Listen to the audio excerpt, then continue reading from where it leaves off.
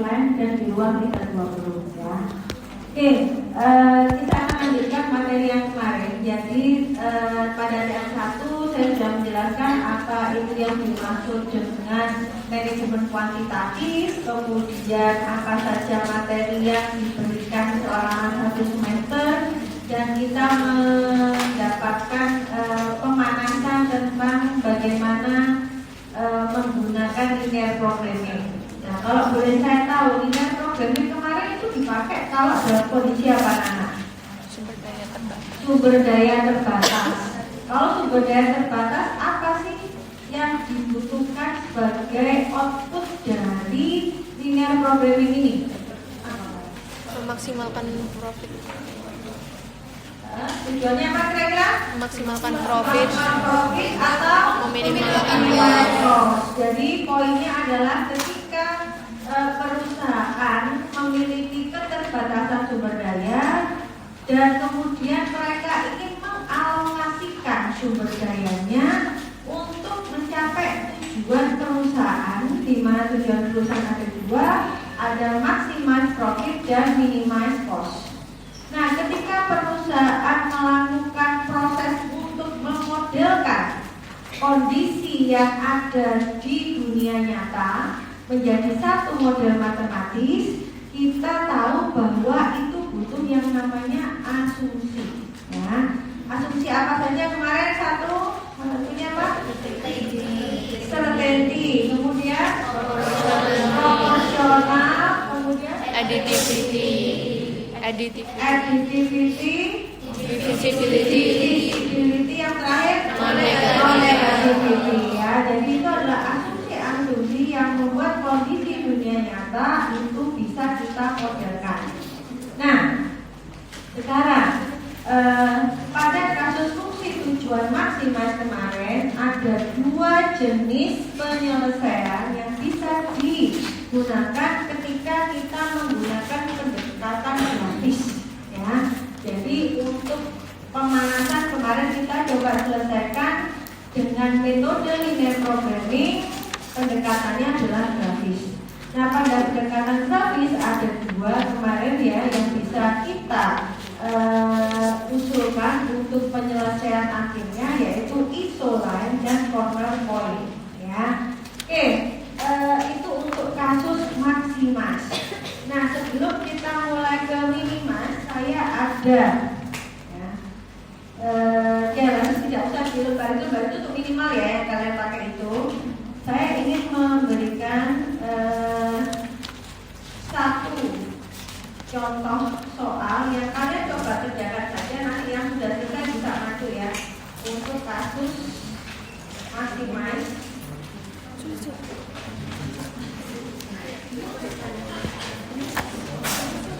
Gak dikumpulin.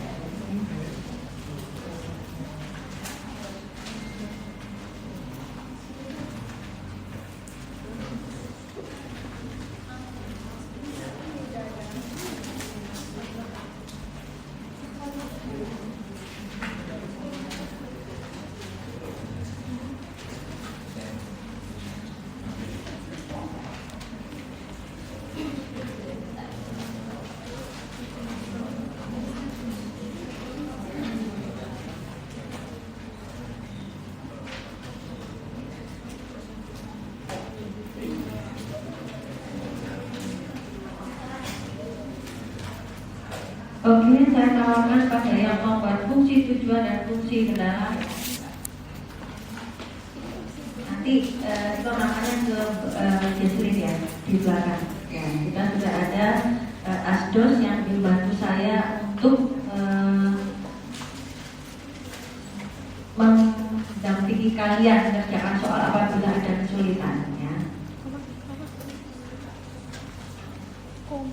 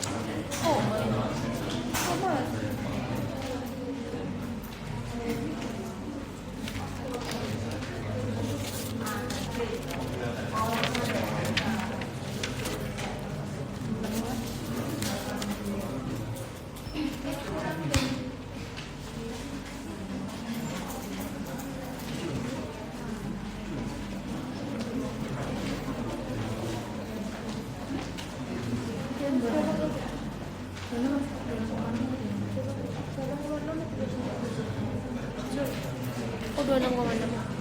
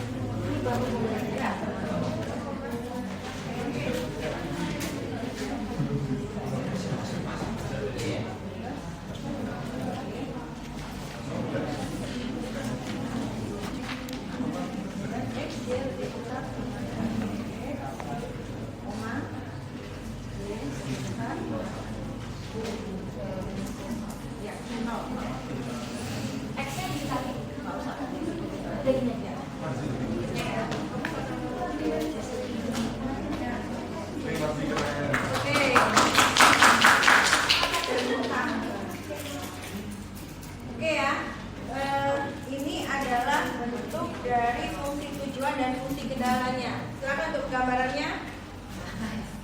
Oke, gantinya cowok, Oke.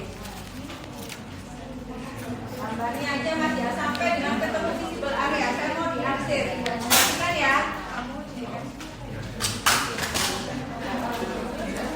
Oke, untuk gambar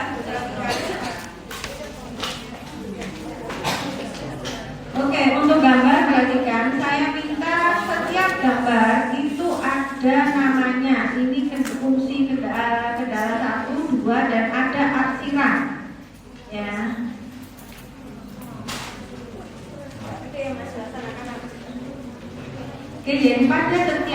gambar grafis itu wajib ada nama garis ini punyanya fungsi kendala berapa, kemudian ada arsiran dan ada visible area.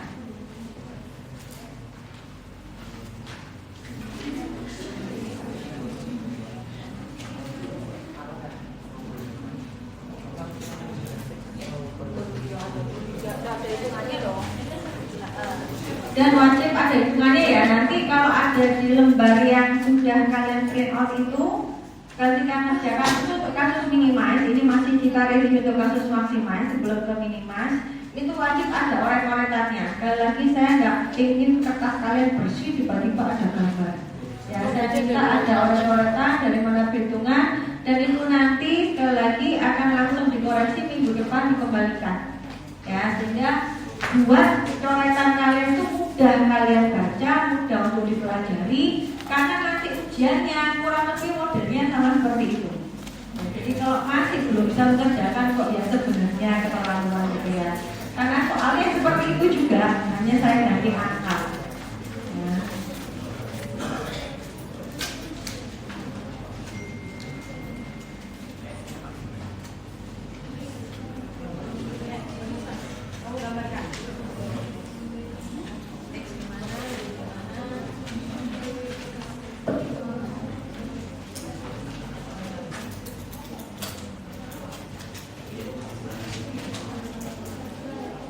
Perbandingan ya kamu nurut 100 di situ udah 25 di situ, nah seberapa jelas. Ya meskipun dapat lo nggak kurang lebih lah. Kalau 100 segini 25 segini lah. Lah kan gitu. Nah, ini ke dalam, kamu tambahkan 1. Ke dalam 1. Dua-duanya.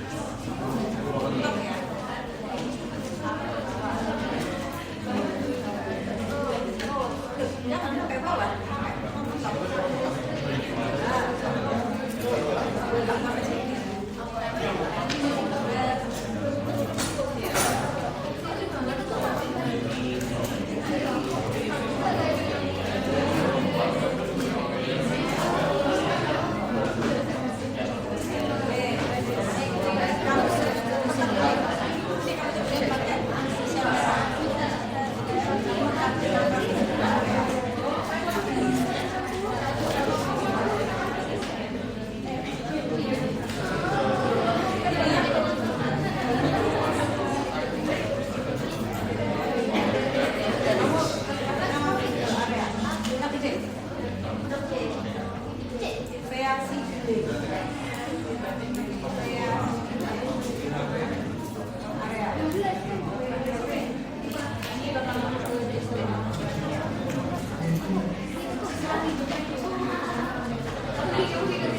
ya.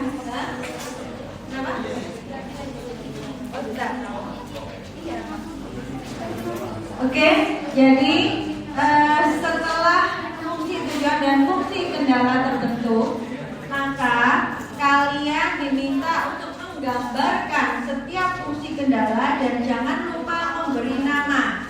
Jadi ini adalah fungsi kendala 1, ini adalah fungsi kendala 2. Dan karena arsirannya lebih karena tanda ketidaksamanya lebih kecil sama dengan, maka arsirannya mendekati titik 0 atau arahnya ke kiri.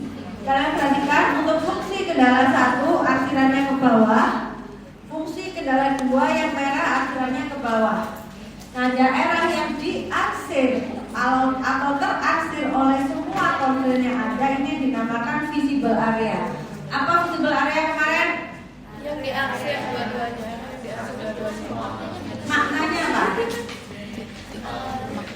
Poin setiap yang bikin ada di situ nilai paling maksimal dibandingkan dari luarnya. Kurang tepat. Kalau visible area itu yang punya sudut-sudut ibu, yang pepotongan. Kurang tepat. Kalau misalnya produksinya masih di dalam visible area maka nggak perlu nambah berat. Betul. Ya. Oke, jadi visible area ini adalah komposisi produk yang bisa dibuat perusahaan dengan keterbatasan sumber daya yang dia punya. Ya. Jadi selama dia mau memproduksi 0 misalkan cuma 10, di sini misalkan 10 X 10Y atau 20X 20Y, itu semua masih dalam visible area. Itu menunjukkan bahwa semua komposisi produksi selama di dalam visible area itu visible untuk dibuat tanpa menambah jam kerja yang tersedia. Ya, itu adalah makna visible area. Oke, sampai sini ya. Nah, kemudian dari sini kemarin ada dua cara untuk mencari titik optimalnya menggunakan ISO profit dan menggunakan corner point. Nah, sekali lagi saya tidak merekomendasi menggunakan ISO profit karena gambar kalian menceng nggak jelas. Sehingga saya ingin kalian menggunakan corner point saja. Nah, oke, silakan untuk corner point ya, silakan Mbak. Namanya siapa Pak tadi Pak? Jadi nanti ya. Nanti itu sama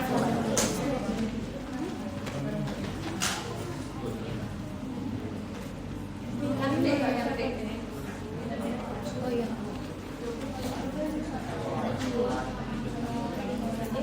Oh, tadi terus corner point-nya langsung aja.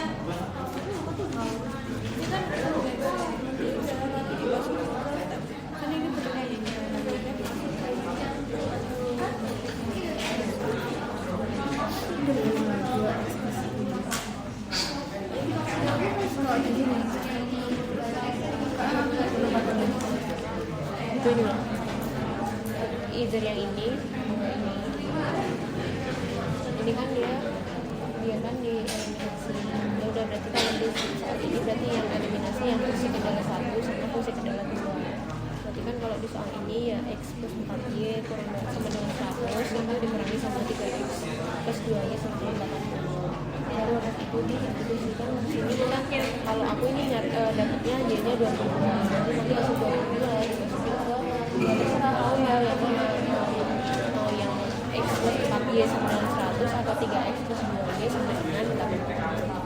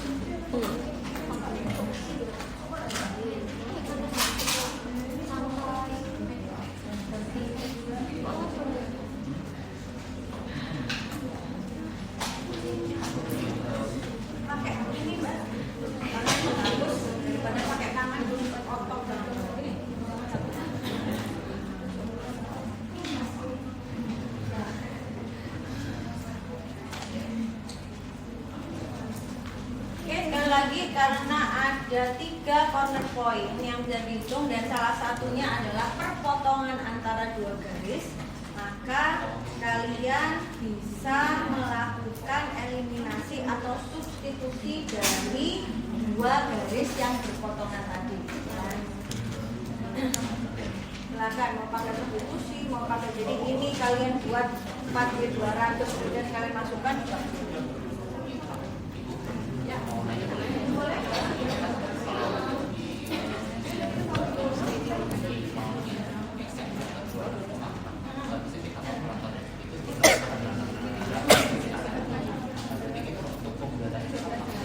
Bisa 26,7, bisa 26,67, nggak masalah. Itu kan beda sedikit.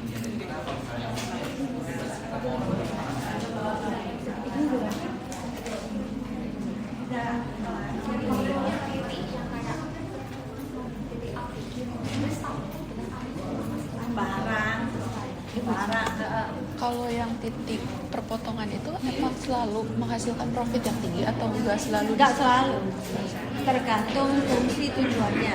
Ya. Memang kesannya seakan-akan yang pasti perpotongan, tapi kan itu tergantung dari bagaimana kemiringan fungsi tujuan. Kalau berdasarkan itu profit ya nggak harus. Soal ujiannya mau dibuat kayak gitu. Ya. Tapi ini baru grafis, belum ke slide. Apa itu? Mana ini dulu. Yang penting kalian paham dulu sekarang ya. Sekali lagi, ini Kita akan masuk ke grafis dulu. Minggu depan baru simplex. Ya. Jadi simplex itu pun setiap iterasi itu ada maknanya. Kalau hitungannya nggak susah, guys. Ini kan nggak susah ya. Cuma maknanya tadi yang kalian belum paham. Ya. Jadi itu yang perlu ditekankan. Ini pun sama. Ya. Jadi hitungannya itu simpel sekali sebenarnya. Cuma yang diharapkan kita adalah bagaimana kalian memahami makna dari setiap hitungan ini. Oke, nah ini ada poin koordinat yang desimal gitu ya. Jangan dibulatkan. Seperti kemarin kan non negativity, divisibility. Ya, yang penting itu tidak negatif, tapi kalau bentuk pecahan atau desimal biarkanlah. Pembulatan bisa 26,7 atau 26,67 tidak masalah. Ya, poin akhirnya beda Bu ya pasti ya karena pembulatannya beda, akhirnya sedikit beda saja. Tapi yang penting kalian paham dan tidak perlu dibulatkan jadi 27. Karena kita belum masuk ke materi integer. Kalau integer itu nanti memang bisa dibulatkan ke atas dan ke bawah, tapi ada caranya, nggak asal membulatkan. Oke ya, jadi di sini untuk perpotongannya kebetulan lagi belum tentu perpotongan apakah nol optimal belum tentu juga. Ya, jadi perlu dibuktikan kenapa? Karena ketika masuk fungsi tujuan hasil yang tertinggi itu yang akan kita pilih. Nah pada soal saya kebetulan gitu ya selalu yang menjadi titik optimal adalah yang perpotongan antara 2 garis. Apakah mungkin Bu yang ini pada satu kasus bisa jadi? Kalau kemiringan fungsi tujuannya seperti ini, jadi kalau misalkan ini ya, misalkan aja bukan pada kasus ini, untuk kemiringan dari fungsi tujuannya itu seperti ini, maka saya jamin yang terakhir disentuh adalah ini, ya kan ya? Karena kalau digeser ke kanan maka ini yang tertinggi. Ya. Oke, ini untuk kasus fungsi tujuan maksimal ya. Saya kira nanti untuk yang sudah maju dan aktif bisa menyetorkan namanya pada Jesslyn di belakang. Nah kemudian kita lanjut ke fungsi tujuan yang minimal. Bu, apa bedanya Bu? Kurang lebih sama ya. Yang membedakan adalah pada fungsi tujuan ini nanti kita ganti minimal dan kemudian perhatikan kasusnya ya. Untuk sementara ini kita mungkin bisa melihat contoh-contoh yang ada di buku. Kalau misalkan fungsi tujuannya minimal, maka fungsi kendalanya itu pasti bisa sama dengan belum tentu ya Kak. Belum tentu demikian. Jadi itu tergantung dari kata-katanya. Jadi hati-hati. Nah ini satu contoh ya, ini satu contoh untuk holiday meal Turkey ranch. Jadi pada kasus ini ya, ini ada peternak ya, yang akan membeli pakan ternak di mana jenis brand. Jadi dia itu mencampur gitu ya. Ada 2 jenis brand dengan komposisi vitamin untuk ternak ini yang berbeda. Ada brand 1 saya beri nama X1, ada brand 2 saya beri nama brand 2. Ya. Dan di sini misalkan saja adalah komposisi dari vitamin lah gampangnya, vitamin dari A, B, dan C. Ya. Jadi masing-masing di sini kalau untuk brand X1 ini dia mengandung 5 vitamin A, 4 vitamin B, dan 0,5 vitamin C. Untuk brand B ini komposisinya besar di vitamin A, ya 10 komposisinya. Untuk B3 tapi dia tidak ada C-nya, oleh karena itu dia harus di mix gitu ya. Nah, di mana untuk mix ini kita bisa tambahkan dengan brand X1. Nah, ternyata menurut dokter yang memberikan saran untuk kesehatan ternak kita menyatakan bahwa pakan ternak ini minimal ya itu harus mengandung 90 ons untuk vitamin A, 48 ons untuk vitamin B, dan 1,5 ons untuk vitamin C. Kalau lebih banyak ternak kita semakin sehat. Jadi minimal komposisi yang harus dikonsumsi oleh total ternak kita itu adalah 90 ons vitamin A, 48 ons vitamin B, dan 1,5 ons vitamin C. Sehingga tandanya di sini lebih besar sama dengan. Artinya semakin besar yang dikonsumsi oleh ternak kita untuk vitamin ini akan lebih baik, ya. Nah, kemudian X1 dan X2 lebih besar sama dengan 0, ya. Oke, kemudian dari sini kita gambarkan dengan menggunakan corner point, bentuknya seperti ini. Nah, ketika kita akan menggambarkan untuk brand 1 dan brand 2 ini adalah dengan cara yang sama ya. Ingredients A-nya, B-nya di sini, dan C-nya di sini. Ya. Kemudian ketika diakses muaranya keluar, ini yang menjadi visible areanya. Ya, dengan cara yang sama. Nah, kemudian untuk corner point-nya maka bisa ditemukan seperti tadi. Ada corner point di sini ada A, B, dan C. Loh Bu, yang 15 tidak, dia tidak terarsir arsiran dari ingredients C di sini. Oke ya, jadi bukan ujung di sini tapi ini. Ini adalah corner point-nya A, B, C. Nah, kemudian kalau kalian tentukan Bu, kalau saya mau buat misalkan ini A, ini B, ini C, atau ini A, ini B, ini C, gak masalah. Ya, mana yang sebagai titik A, mana B, mana C, silakan kalian mix ya, hasil akhirnya sama. Oke ya, sama seperti kemarin Bu, kalau misalkan saya rombak Bu, saya mau yang brand X2 itu di bawah, X1 di atas boleh. Cuma ya gambarnya kelihatannya agak terbalik dibandingkan teman kalian, itu saja, tapi hasilnya sama. Oke ya. Nah, dari sini dengan cara yang sama kalian mencari intersection-nya, kemudian ketemu untuk tujuan akhirnya sebesar ini. Nah, hasil akhirnya tadi itu kita pilih biaya pembelian yang terendah ya. Jadi kalau pada fungsi tujuan maksimal profit kita pilih tadi yang tertinggi nilainya. Pada kasus minimal biaya kita pilih yang nilainya terendah. Nah, dari sini kita memberikan rekomendasi ya. Jadi jangan dilewatkan, karena dilewatkan kurang 2 poin atau malah 5 poin karena ini adalah tujuan akhirnya. Nah, dari sini kalau kita menggunakan isokos kurang lebih sama seperti kemarin ya, kita gambarkan isokosnya, fungsi tujuannya kita gambarkan, ini yang kuning digeser ke kiri ya, directionnya untuk decreasing cost. Dan oleh karena itu kebetulan lagi titik akhir yang disentuh oleh isokos ini adalah titik yang menjadi perpotongan 2 garis ya, ini kebetulan ya. Oke, jadi ini untuk kasus minimal ya. Nah, sampai di sini ada pertanyaan? Saya kira nggak ada bedanya ya dengan maksimal, hanya bedanya di bagian ini tadi. diulangi saja di bagian fungsi tujuannya yang terkecil, dan kemudian untuk isoposnya gesernya ke kiri, itu aja. Nah kemudian kalau misalkan sekarang ada yang namanya kasus spesial, nah sebelum kita lanjut ke contoh soal kasus minimal ya. Jadi ada 4 special case in linear programming. Jadi ada masa di mana kalian ini mungkin salah dalam memposisikan fungsi kendala, atau kalian salah di dalam proses membentuk pertidaksamaan, mestinya lebih kecil sama dengan, kalian buat lebih besar sama dengan. Ya, itu terjadi dalam kondisi yang nyata. Karena memang ketika kalian modelkan tidak sesimpel seperti contoh yang saya berikan. Ya, challenge-nya itu di pembalas fungsi tujuan dan fungsi kendala.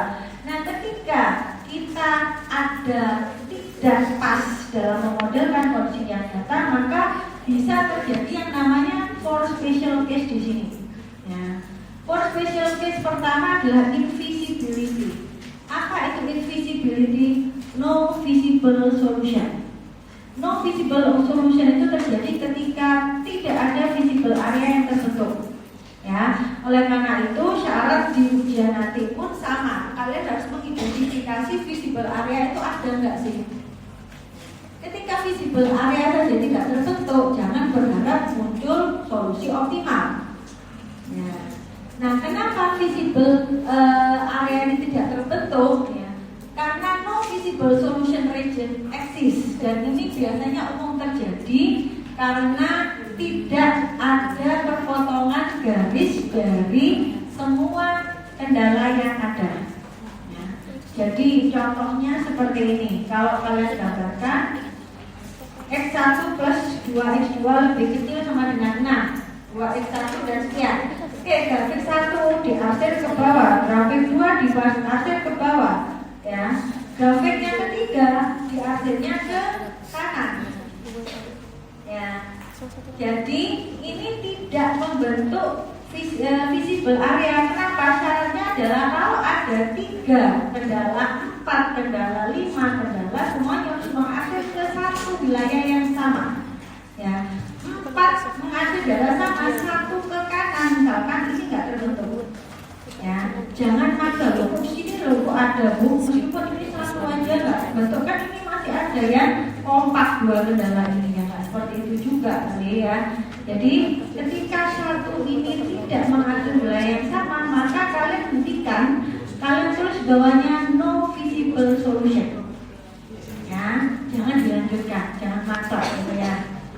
Oke, ini ya, no visible area mean no visible solution. Oke, yang kedua, unbounded. Ya, kadang-kadang dalam linear programming itu kalian mendapatkan visible area yang tidak terbatas. Dan ini terjadi hanya, ya perhatikan, hanya untuk kasus maksimas. Ya, unbounded hanya untuk kasus maksimas. Jadi ciri-cirinya adalah visible area itu tidak ada penghalang di sebelah kanan. Ya. Dan kemudian tidak bisa ditemukan solusinya. Contoh seperti ini. Nah, ketika X1 misalkan ternyata lebih besar sama dengan X2 lebih kecil sama dengan diarsir ke bawah, X1 lebih besar sama dengan 5. Nah, yang kanan tidak ada pembatasnya, artinya itu kan sampai tidak terbatas. Padahal ketika kalian ingin mencari kasus maksimal, itu dicari garis titik bagian kanan yang paling menghasilkan profit tertinggi. Nah, pada kasus ini ketika kita menggunakan isoprofit, maka ini misalkan saya bentuk isoprofit ke kanan, ini geraknya sampai tak terbatas. Ya. Nah, pada kasus ini kalian bisa berarti tuliskan ini unbounded to the right. Ya. Jadi khusus untuk kasus maksimal, minimal ya nggak mungkin. Kenapa ya kalau minimal nggak mungkin? Ya, karena isoposnya gesernya ke kiri. Pada isoprofit gesernya ke kanan. Ya.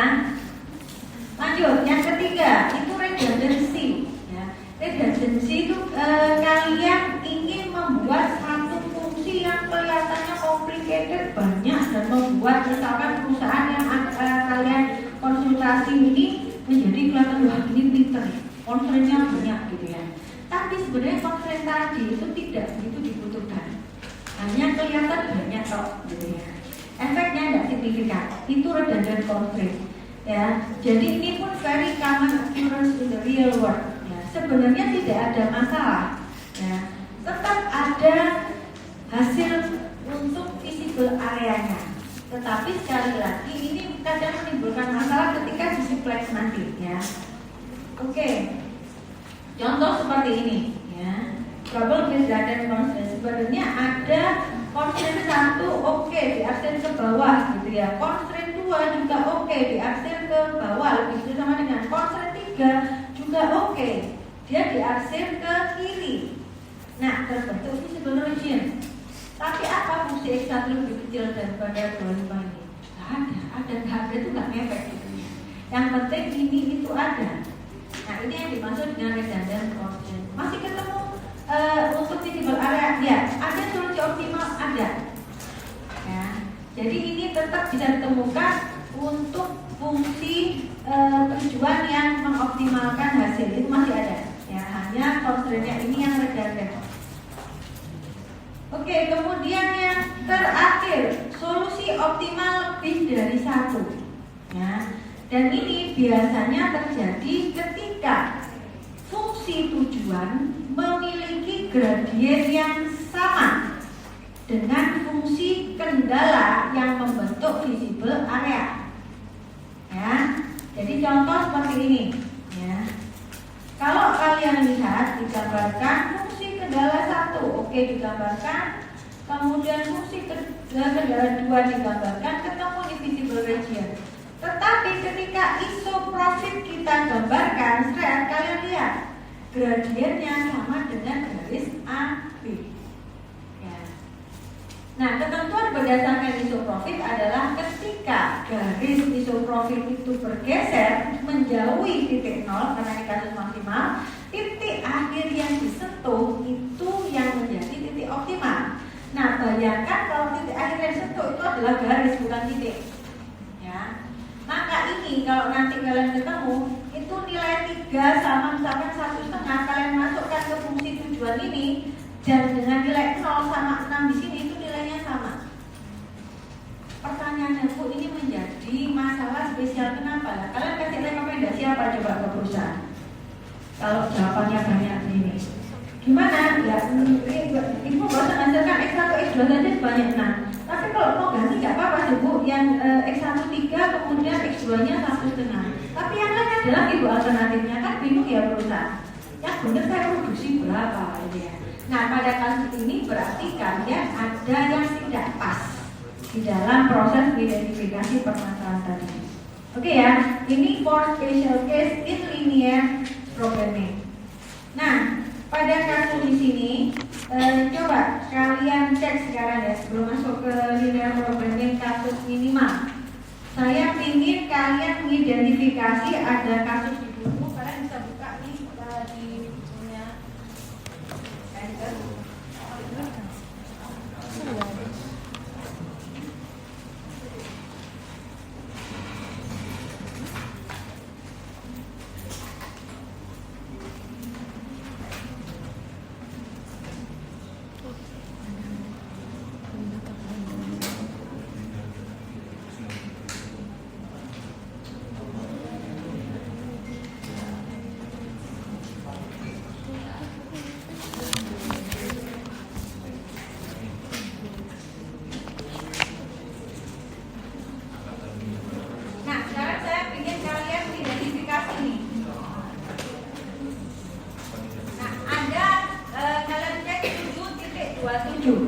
Kalian cek 7.27 di sini.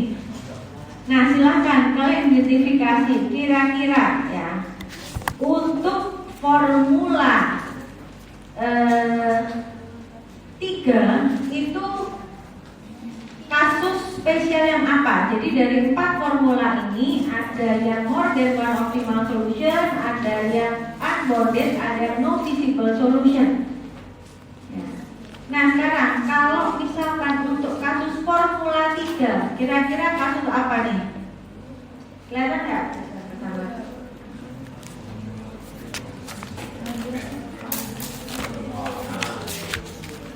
Ada 7.27. Nah ini ya, ada 4 formula di sini. Nah, ada formula 1, perhatikan ya, ada formula 1, ada formula 3, ada formula 2 dan formula 4. Pertanyaan saya, untuk formula 3 kira-kira apa nih kasusnya?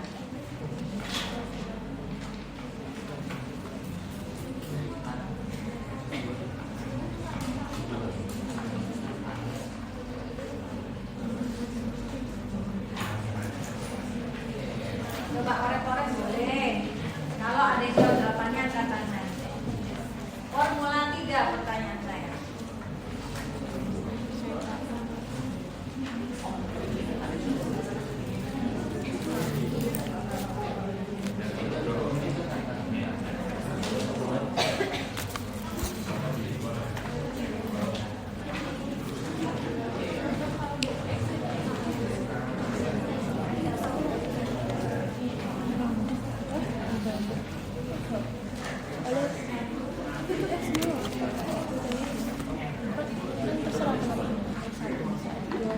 Ayo ada yang bisa jawab apa? Unbounded. Unbounded. Betul. Apa ciri-cirinya?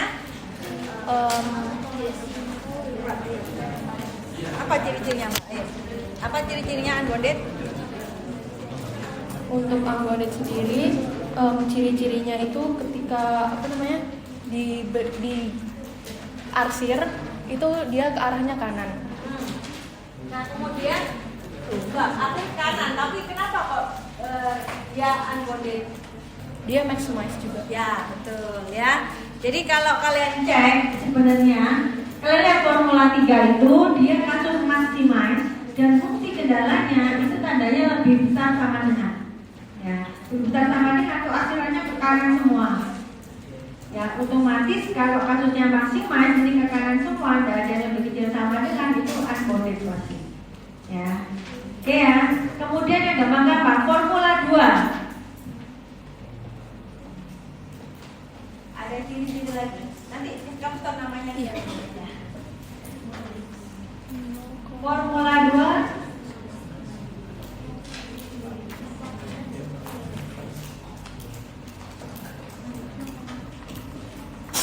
Ya, awas. Alternate optimal solution Kenapa kok gitu? karena maksimal sama pendalamannya itu sama X plus 2X2. Ya, betul. Ya. Jadi kalian cek pada formula 2 ini ada fungsi tujuannya X1 plus 2X2 ini kurang lebih sama dengan di sini. Kalau digambarkan gradiennya kan nanti sama ya. Ya. Oke, itu satu ciri untuk more than one optimal solution ya. Untuk jadi yang untuk 2 ini poin A, kemudian formula 3 ini adalah poin B ya.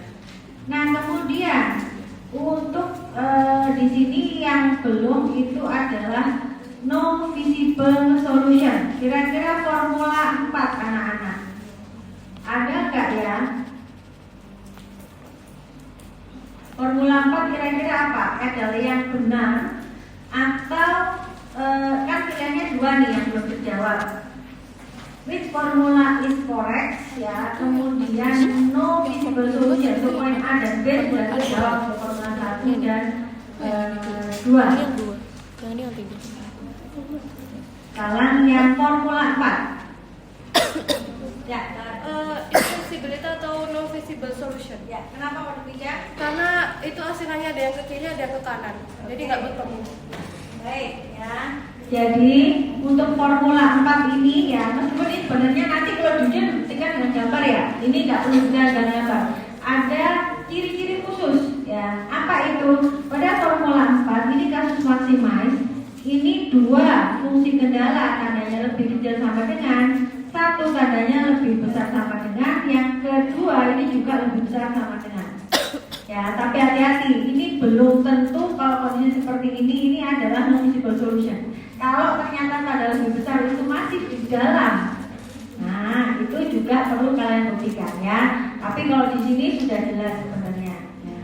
Oke ya, jadi ketika satu formula itu nanti kalau secara grafis perlu kalian buktikan dengan gambar dulu bahwa mana yang correct, mana yang non-visible solution, mana yang unfolded, mana yang more than one optimal. Tapi sekarang kurang lebih kita coba untuk melakukan identifikasi dari ciri-ciri secara umum dulu ya. Oke, sampai sini ada pertanyaan? Oke, kalau tidak ada, kita lanjut ke contoh soal untuk fungsi tujuan minimal. Nah, pada fungsi tujuan minimal,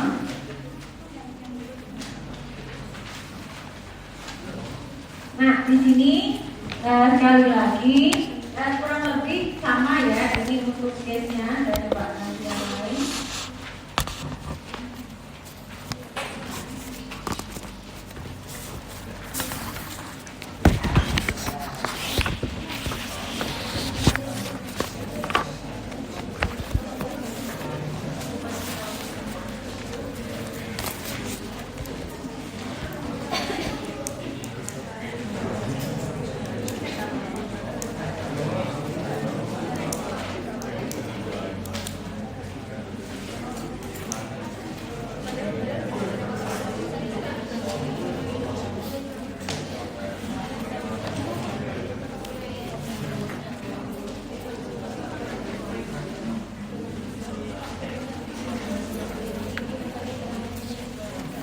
Oke, jadi untuk kasus minimal di sini kurang lebih sama ya. Jadi sebuah perusahaan metal prosesor berusaha untuk memenuhi standar pembuatan 2 jenis logam.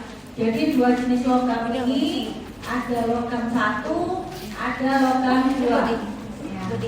Nah, agar logam memenuhi standar kekuatan, maka dia dibuat dengan perpaduan antara timah hitam, ya, timah hitam dan timah putih.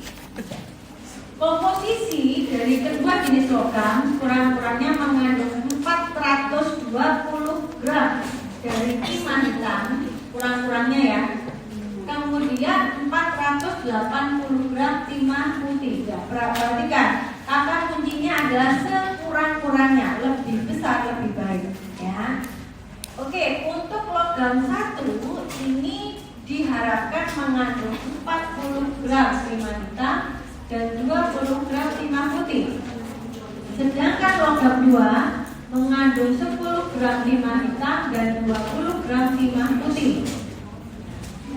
Nah, biaya untuk pembuatan logam 1 itu adalah 12.000. Logam 2 itu sebesar 8.000. Ya. Apa yang ingin dicapai oleh perusahaan?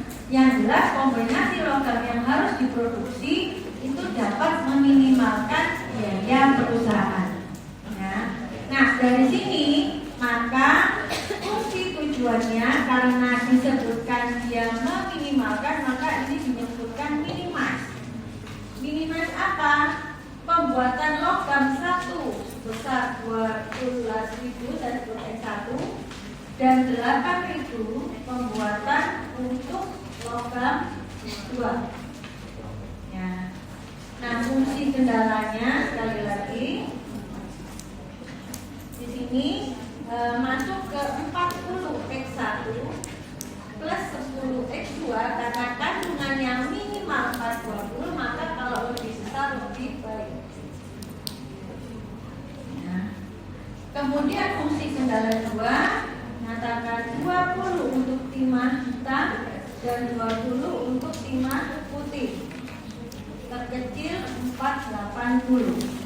Nah, kemudian X1, X2 lebih besar sama dengan 0.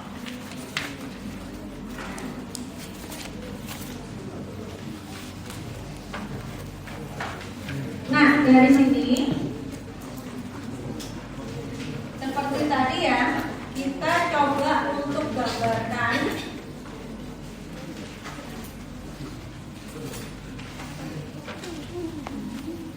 kalian bisa balik ya, mana X1, mana X2. Jadi misalkan di sini X1, di sini X2.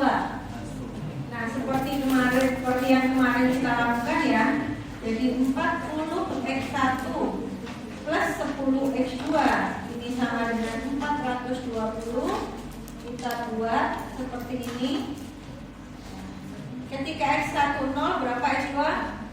2. 42. Ketika X2 0, berapa X1? 10,5.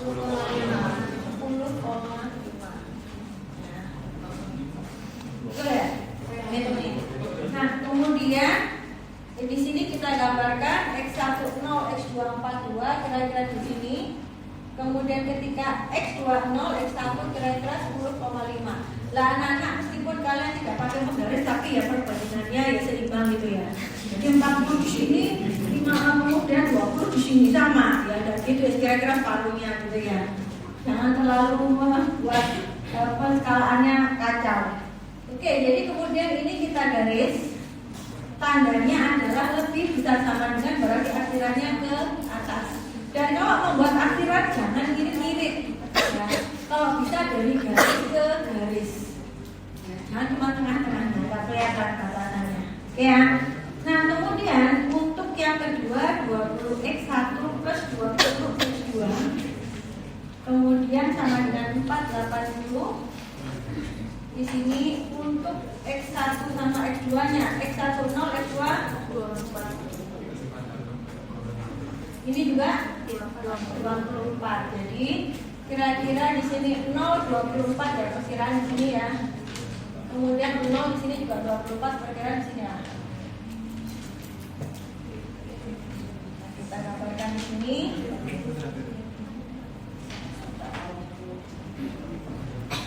Nah, perhatikan kalau mengarsir jangan mirip-mirip di tengah-tengah gini, langsung biar kelihatan. Nah, sekali lagi arsiran dari dua fungsi kendala kalian beri garis tebal. Ini seperti ini. Nah, ini menunjukkan inilah visible area. Ini kan kelihatan ya, yang di arsir mana. Kalian beri nama ini visible area.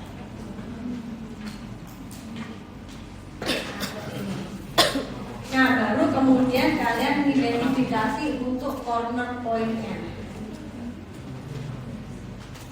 dengan cara yang sama. Nah, ini diberi nama ini A, ini B, ini C. Mau diganti A, B, C boleh terserah ya. Oke, silakan kalian cari berapa kira-kira nilai dari fungsi minima untuk kasus 5 ini. Silakan. Ayo, Kak.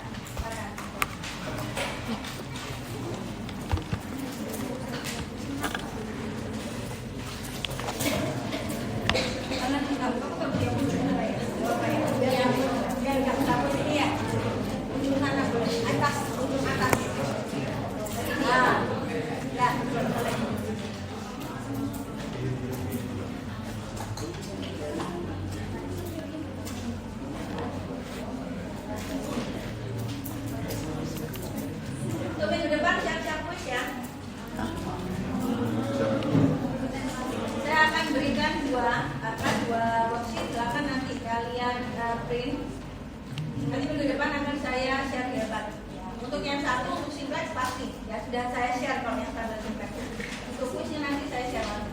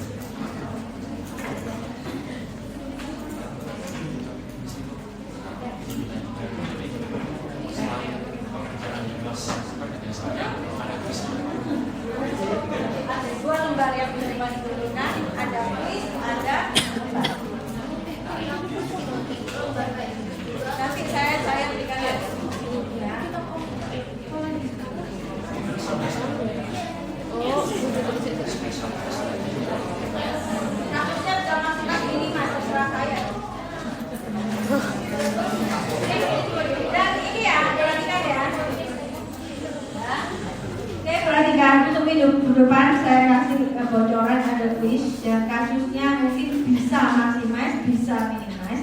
Dan berarti kan hati-hati lagi fungsi kendalanya belum tentu ya. Kalau kasus maksimal lebih kecil sama dengan kasus minimis pasti lebih besar sama dengan enggak. Tapi kalian harus hati-hati. Ada yang bisa saya buat sekurang-kurangnya harus mengandung ini ya. Berarti itu lebih besar sama dengan. Kalau misalkan maksimum yang bisa digunakan sekitar ini berarti lebih kecil sama dengan ya. Kata kuncinya itu ya. Jadi tidak selalu bahwa kalau kasus maksimal pasti tidak sama lebih kecil, kasus minimal kemudian tanya lebih besar sama dengan ya.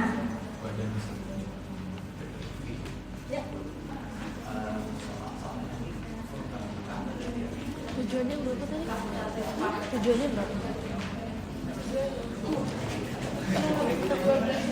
Oh, 12.000.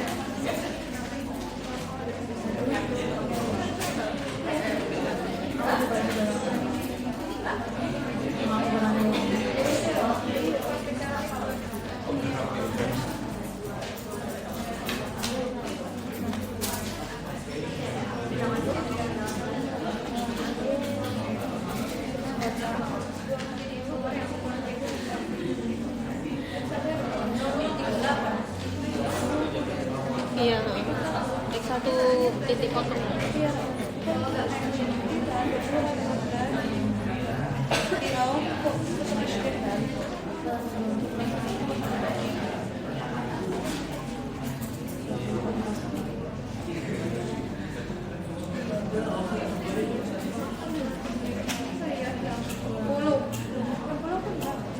Nah, kan 360 masih 64.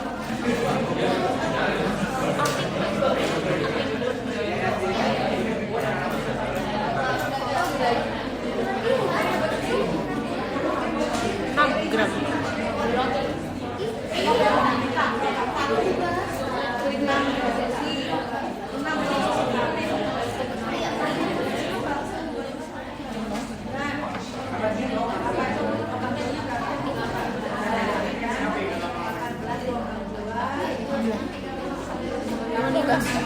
Kira tidak bisa.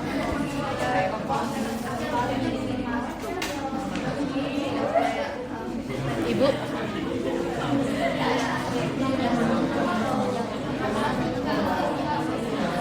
Ibu.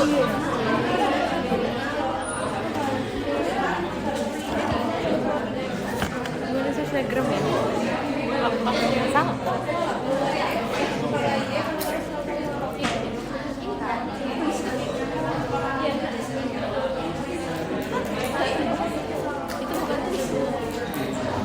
Oke, baik ya. Ini adalah hasil dari fungsi tujuan minimal yang menjadi kasus pada siang hari ini. Ya, jadi untuk kasus di mana perusahaan memproduksi logam 1 dan logam 2 dengan komposisi timah hitam dan timah putih, disebutkan bahwa biaya termurah ya terendah itu dihasilkan ketika timah hitam logam 1 yang dibuat sebesar 6 unit dan logam 2 dibuat sebesar 18 unit dengan biaya produksi paling minimal sebesar 216.000.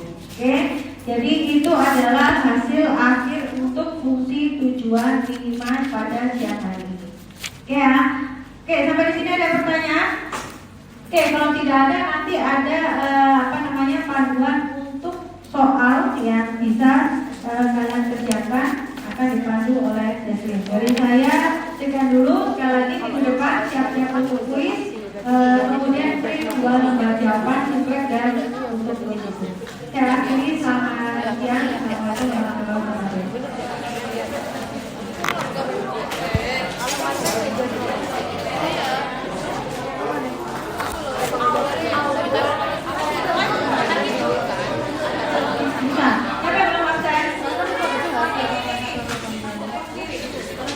Silakan tulis diri namanya di sini.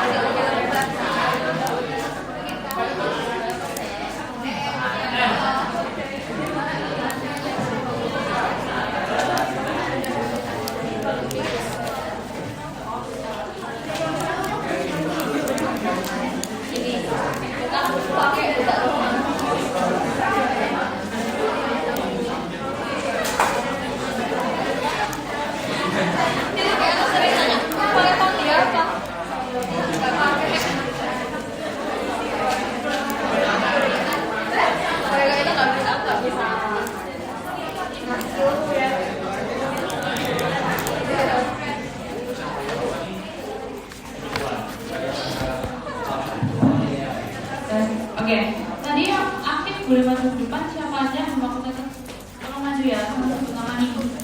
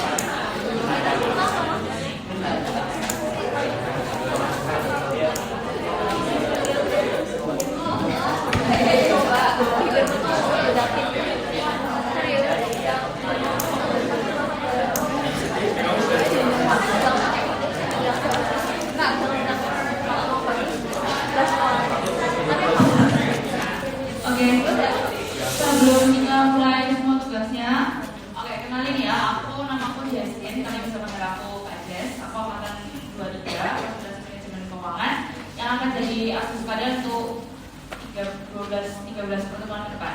Nah, tugasnya asisten di sini, jujur angkatan kalian ini beruntung banget karena dapat asdos, waktu aku nggak dapat asdos. Dan manajemen keuangan itu jujur susah guys, jarang banget yang dapat awas ke angkatanku. Dan ujiannya itu mungkin agak susah. Dan kalian jangan, tips dari aku, jangan lupain teori. Gitu. Jadi memang hitungannya banyak, tapi jangan lupain teori karena kita waktu angkatanku banyak sebutnya di situ karena kita semua fokus ke hitungannya. Gitu. Nah, tugasnya asisten di sini nanti setiap kali Bu Yeti selesai ngajar akan ada soal dari aku, kalian kumpulin ke aku dan itu akan dinilai jadi ada 2. Asistensi itu ada setiap PM itu diambil tugas keaktifan, diambil nilai tugas dan diambil nilai keaktifan. Keaktifannya itu kalian usahain per PM aktif baik dari sesinya Bu Yeti atau dari sesi aku karena nanti ketika ada kriteria nilai dan itu kan di rata-rata. Jadi kalau kalian aktif hanya sekali, ya udah nanti yang lain malah di-block gitu kan. Nah itu pun kalau kalian nggak aktif itu kayak nilainya kurang lebih B atau B atau AB. Kalau kalian aktif nilai hari itu jadi A. Dan nilai keaktifan sama nilai tugas itu beda. Jadi tolong bedain dan kalian kalau nggak masuk dia langsung berubah jadi nol. Gitu. Nah kalau jadi usahain kalian nggak izin gitu ya karena supaya ada nilai dari evaluasi.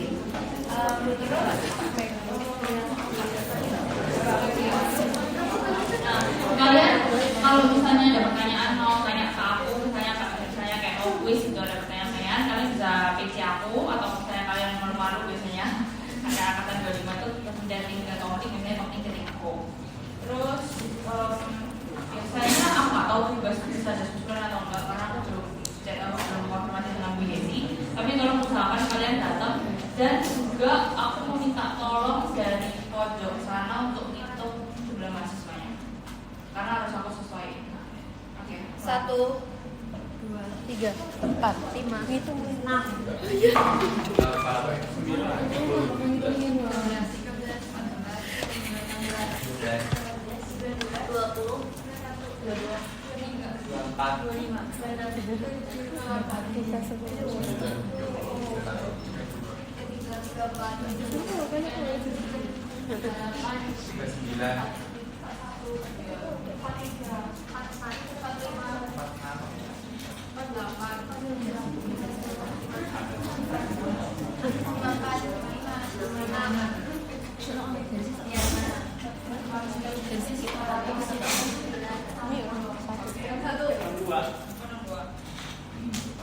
Oke. Ini mau ada pertanyaan atau langsung dimulai tugasnya, HP-nya tolong dimasukin ya. Kalian bawa kalkulator kan? Bawa.